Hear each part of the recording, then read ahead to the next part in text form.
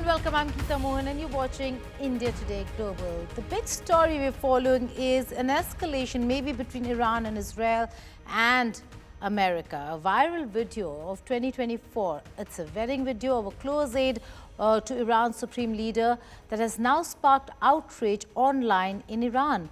While it was an all-women event, critics say the footage exposes the regime's double standards, proving that the rules are not the same for all. Meanwhile, Ali Shamkhani, the close aide, blames Israel for the leak. Here's a detailed report.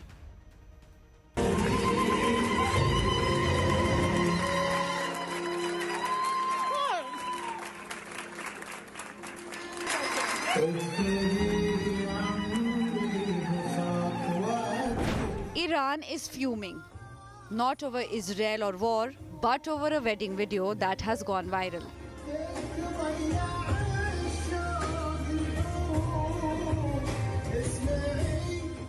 The Islamic regime, led by Supreme Leader Ayatollah Ali Khamenei, is facing fierce backlash after a viral video surfaced from the lavish wedding of Khamenei's close aide and former security chief, Ali Shamkhani's daughter.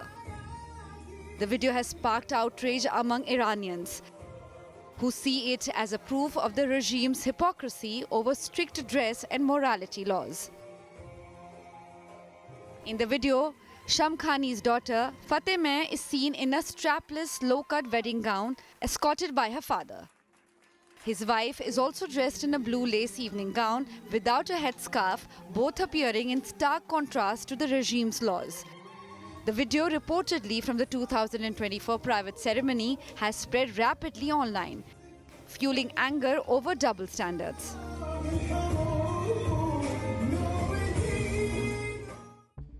Hypocrisy lies at what Shamkhani preaches and practices. As head of Iran's National Security Council, during the 2022 women-led protests, he oversaw the crackdown on those defying hijab rules, the same rules his own family flouted.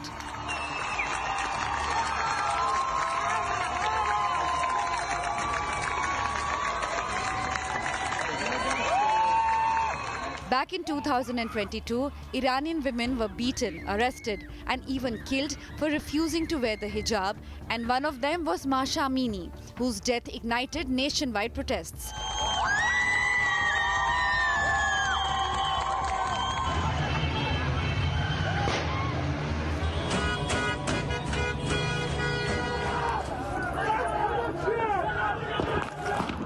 Today, many Iranians say the message from the regime is clear. The rules are for you, not for them. Meanwhile, Shamkhani posted a cryptic message on social media, "I'm alive." The same phrase he used months earlier after surviving an Israeli airstrike during the 12th day of conflict. This time, he hinted that Israel might be behind the video leak, calling it a new form of assassination by invading privacy. Iranian authorities routinely punish citizens for unveiled photos or mixed gender gatherings. Yet no action has been taken against Shamkhani family. As dissent grows and voices of outrage rise online, one question echoes across Iran: why are the rules not equal for all? With Neha Kumari, Bureau Report, India Today. My colleague and senior managing editor Gaurav Sawant joins me for more on this. Gaurav, there are a lot of critics within Iran questioning the administration, rules different for the common man as opposed to those who belong to the elite top echelons of the country. Is that the case, or is this a very specific leak as is being said by Iran from Israeli side?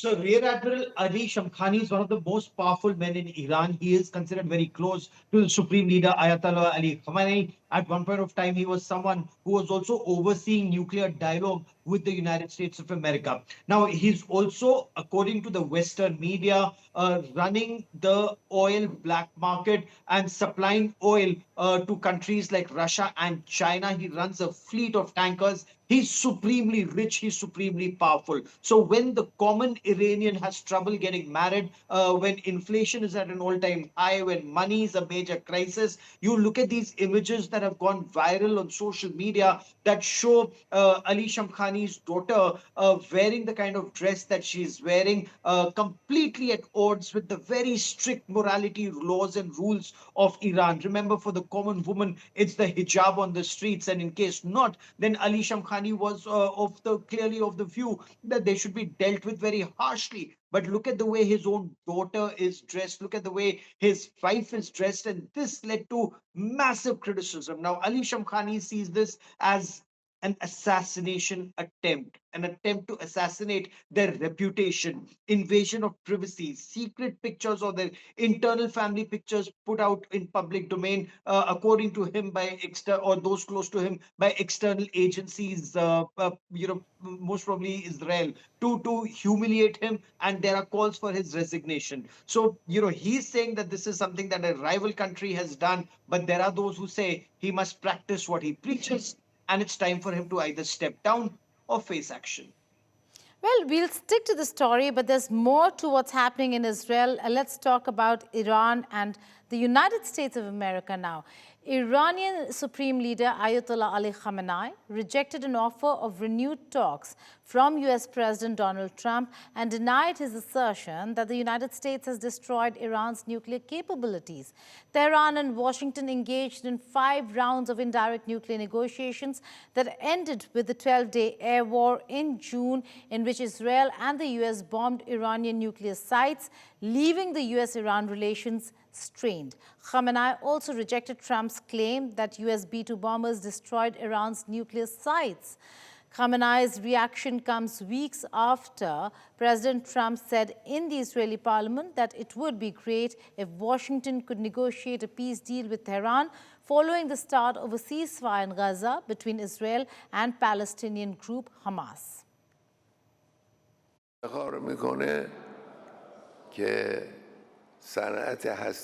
He boasts that we bombed Iran's nuclear industry and destroyed it. Well, keep dreaming about that, but what are you even doing? That if a country has a nuclear industry, you interfere and dictate what it should and shouldn't do? What business do you have in the world? What does it have to do with America, whether Iran has nuclear capabilities and nuclear industry or not? These interferences are illegitimate, improper, wrong, and arrogant. He says, I am a deal maker, I want to make a deal with Iran. A deal whose outcome is predetermined through arrogance is no deal. Iran will not submit under the weight of imposition and pressure. Well,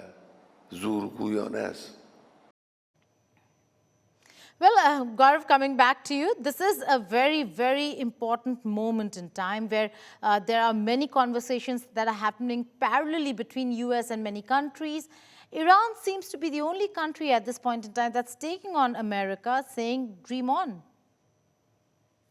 Oh, you're absolutely right. They're standing tall and against all odds at a time when the United States of America has had 5 rounds of talks on this nuclear issue. And American President Donald Trump, you heard him very recently, he once again said that they are the ones who are ensuring that Iran will never have the bomb. And the B-2 bombers, which he called those big, beautiful bombers, they went and bombed, Natanz and ensured the Fordo and Natanz and ensured that Iran cannot make the bomb anymore. And when he was asked that, is it possible that Iran can still make the nuclear bomb, he said it's not a threat for a long, long time. And this is where Ayatollah Ali Khamenei once again comes back and tells him, dream on. If you think that you've ended Iran's nuclear dream, you can continue to live with that dream, indicating that's not true. And Iran continues to defy the United States of America and Israel, despite the 12-day war, despite the bombing, despite the sanctions that have been on for so long. There are reports that once again there were those back-channel talks in an attempt to wean away Iran from its nuclear weapons program or a nuclear program and bring them back into the dialogue fold. But very Right. clearly, Iran says thank you, but no thank you as of now.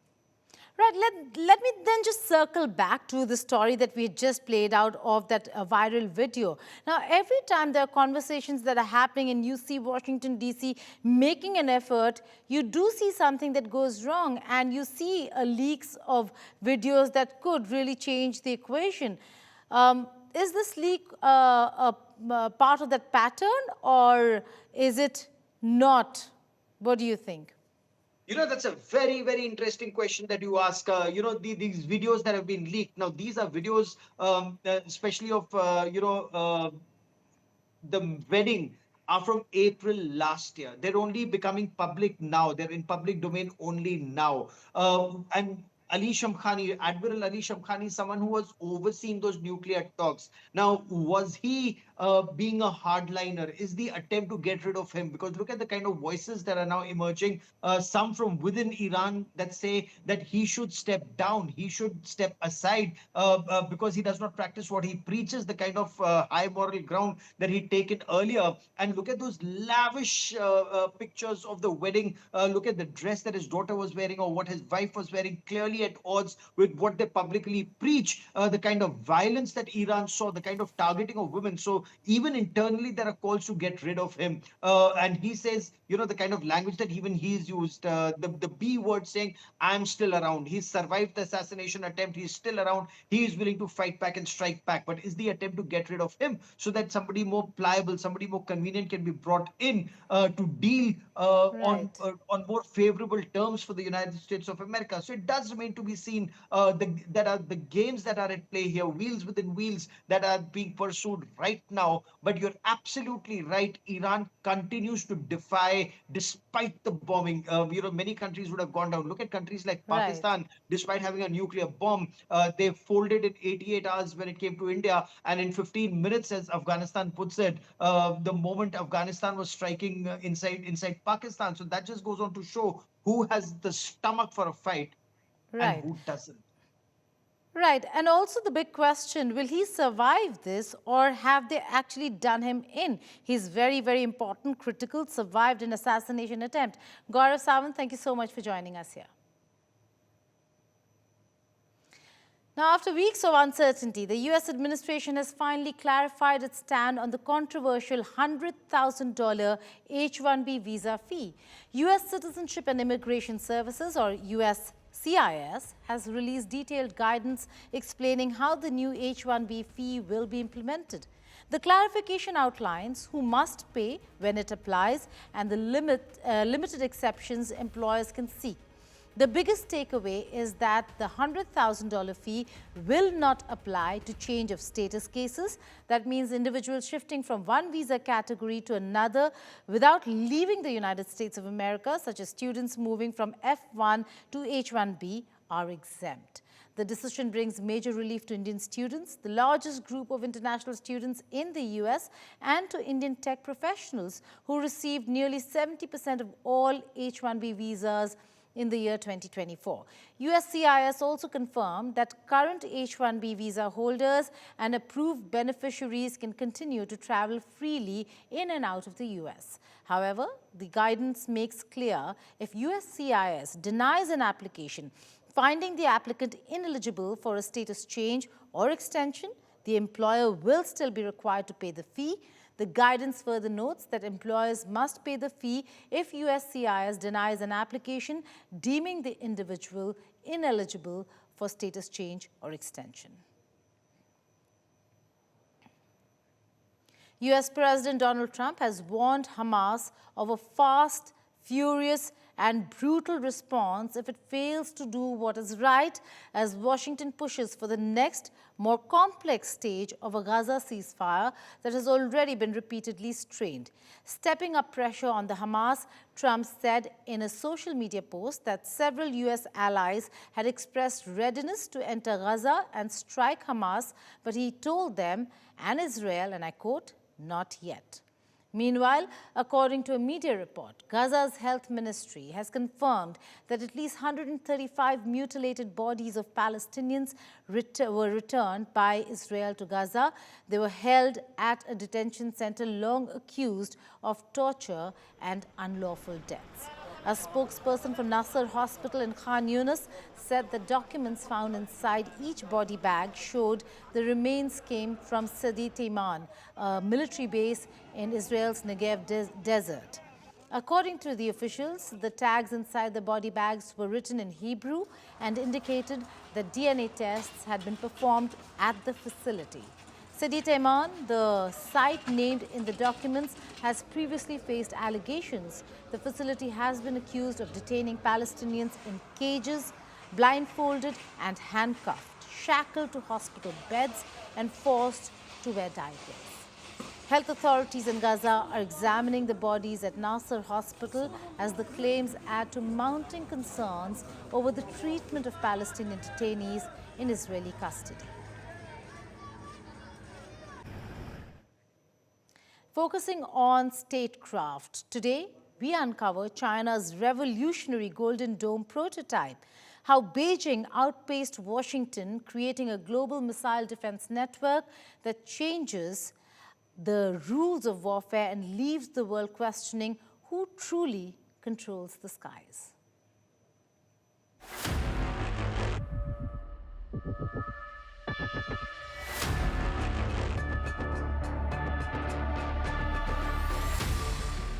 The world just witnessed a reversal of power that no one saw coming. For decades, the United States of America imagined it would lead the planet into a new age of missile defense, a space shield to guard humanity from annihilation. But while Washington was still drawing blueprints, Beijing built the dome.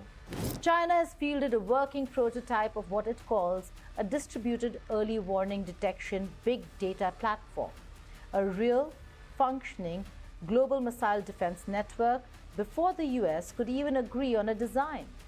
It's the kind of leap that turns military theory into geopolitical shockwaves. The question is, has the world just entered the Chinese century of missile defense? Hello and welcome. You're watching Statecraft with me, Geeta Mohan.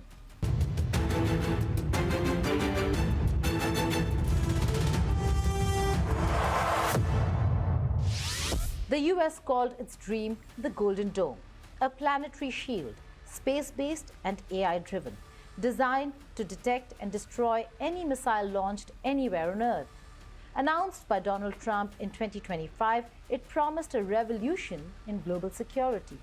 But while the Pentagon debated architectures, budgets, and data flows, Chinese engineers were busy building. The People's Liberation Army didn't wait for permission or perfection. It deployed. And now, with its prototype operational, the unthinkable has happened. The US has an idea, but China has reality. It's not one giant computer in a bunker. It's a network of minds, machine minds working as one, surviving even if one node falls. It's as if China just built the nervous system of a global defense organism. And while Washington's defense establishment was still debating the conceptual architecture of the Golden Dome, China was already deploying the hardware. It's not theory. It's not a PowerPoint presentation. It's working now. At the core of China's leap is an idea so simple, it's revolutionary. Physically dispersed, logically unified. That means the system doesn't need to rip apart or rebuild old radar stations, satellites, or air defense platforms. It connects them, harmonizes them, like instruments in a digital orchestra. Meanwhile, across the Pacific, the US Golden Dome remains a dream still arguing with itself. Cost estimates range from $175 billion to trillions. Engineers warn that the real challenge isn't missiles, but data. The US vision remains scattered, a constellation of regional defenses that don't talk to each other. The Golden Dome was meant to unite them, to be the crown jewel of America's strategic defense. Instead, that crown now glitters above Beijing. And that's the true power here, integration. Where America compartmentalizes, China synchronizes. The US Golden Dome is still trapped in bureaucracy. Who owns the data? Which ally gets access? What AI system is trustworthy enough? Each question spawns a committee. Each committee spawns delay. Beijing, on the other hand, skipped the debate and built the model. It's not perfect, even by their own admission, but it works, and it's improving. In contrast, America's version is still haunted by questions. Who will build it? Who will pay for it? Will it integrate allied systems? Will AI have access to classified military intelligence? Each layer of concern is another layer of delay. Dan Knight from Arkfield put it bluntly. The problem isn't the threat, it's the flow of data. If the system can't think fast enough, it can't defend fast enough. And right now, the US Golden Dome doesn't even know how to think. Beijing's does, or at least it's learning to. In a world where milliseconds decide survival, speed isn't a luxury, it's destiny. And China has just shown it can move faster than America's imagination. Even China's engineers acknowledge their prototype is incomplete. It will evolve faster, smarter, stronger. The team plans to scale it up, refine it, and link it to future AI-driven interception systems. But the point is, it's real. Tested, verified, deployed. The PLA now has the framework for what could become the world's first truly global missile defense architecture. For Beijing, it's not about catching up anymore. It's about leading the race before the other runner finds their shoes. Louvre Museum in Paris is still closed while police investigate a brazen heist which targeted France's priceless crown jewels. Thieves wielding power tools broke into the world's most visited museum in broad daylight before escaping on scooters with 8 extremely valuable items of jewelry. A manhunt is underway in France for the 4 people who staged this audacious daylight robbery at Louvre Museum. But what are the thieves likely to do with the stolen jewelry? Here's a report. It's the heist of the century, according to French newspapers on Monday, after 4 thieves stole priceless jewelry in broad daylight at the Louvre Museum in Paris. Right now, it's a race between the police and their investigators. So what are the thieves likely to do with the stolen jewelry?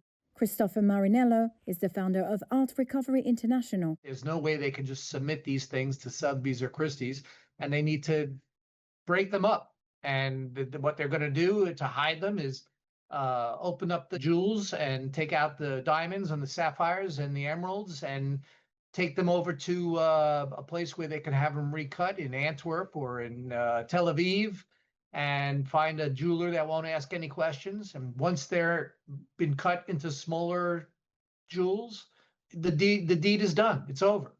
We'll never see these pieces again intact. The robbery, which took between 6 and 7 minutes, has prompted France to re-evaluate the security of its cultural sites.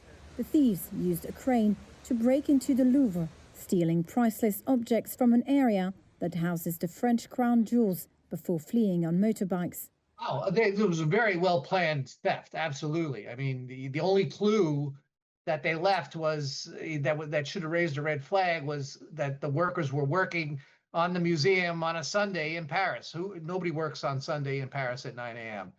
France's Justice Minister Gérald Darmanin criticized the ease with which the robbers executed the heist, calling it a national embarrassment. Despite confidence that the robbers will be caught, the incident has drawn criticism, and smaller museums around the world fear copycats. Here is Dutch art crime investigator Arthur Brown. If the Louvre can be robbed, how can we protect ourselves, And they are afraid that local thieves will think, well, they took it off with the Louvre, let's try our local museum. So that's the biggest fear now in the museum world. Meanwhile, the museum, which had been expected to reopen on Monday, remained closed. Clever to use a cherry picker and a glass cutter to steal priceless, well, sentimentally priceless jewels from the Louvre. The fact that it was done in daylight is also astounding, but if you look like you belong, so I guess they used that rule. That's all on this edition of India Today Global. Do stay tuned to India Today for all the news and updates, but also for all the international news. Tune in or log in to India Today Global's YouTube channel.